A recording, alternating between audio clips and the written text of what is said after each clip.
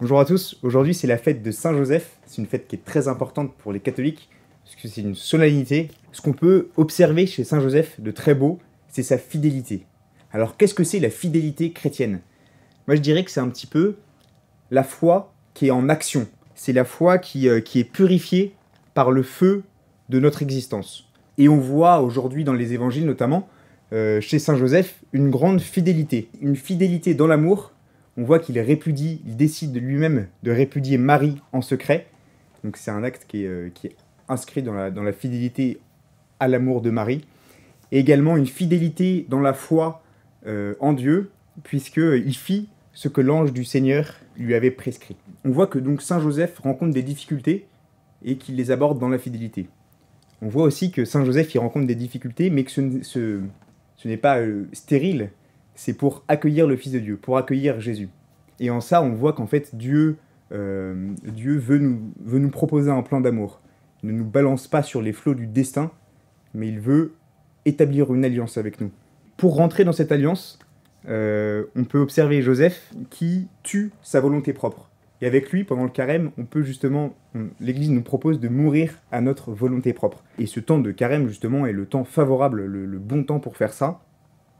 Qu'est-ce que ça veut dire? Mourir à sa volonté propre, c'est dépasser nos propres manières d'aimer, nos propres manières de faire justice pour épouser la charité de Dieu, pour être avec lui pleinement et pour recevoir de lui. Et Saint Joseph le fait dans son obéissance continuelle à l'amour de Dieu.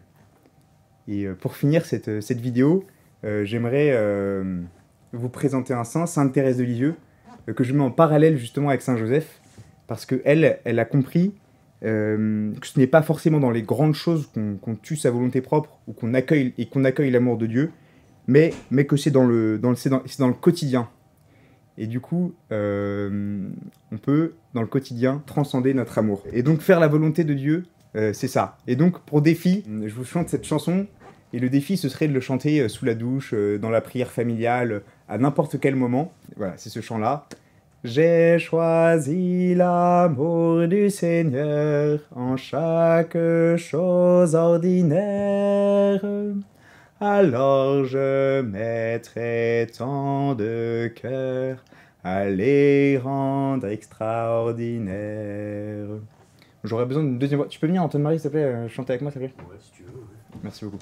Donc, je vous rappelle, le défi, c'est faire de la louange avec ce chant et de le chanter n'importe quand et de méditer les paroles. J'ai choisi l'amour du Seigneur en chaque chose ordinaire. Alors je mettrai tant de cœur à les rendre extraordinaires. Merci et bonne journée.